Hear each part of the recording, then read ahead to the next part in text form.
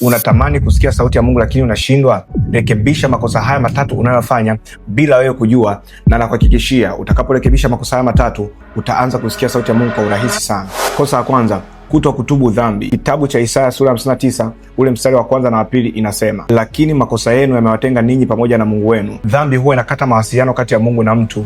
Dhambi huwa inamweka mbali mtu na Mungu, hasa dhambi ile isiyotubiwa.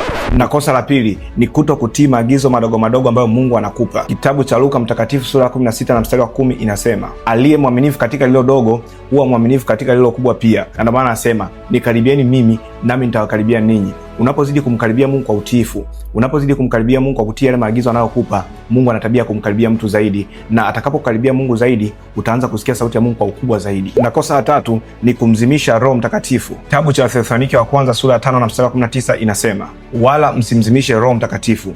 Unamzimishaje Roho Mtakatifu? Kwa mfano, Roho Mtakatifu ndani yako anakusukuma wewe kwenda kuwasaidia watoto yatima, lakini wewe unakataa kutii sauti yake na unaacha kuwasaidia watoto yatima. Unachokifanya, unamzimisha Roho Mtakatifu. Ina maana Roho Mtakatifu atashindwa kuongea na wewe zaidi, kwa sababu akiongea na wewe unamzimisha. Na nakuhakikishia utakaporekebisha makosa hayo matatu ambayo nimekwambia siku ya leo, utaanza kuisikia sauti ya Mungu kwa urahisi sana.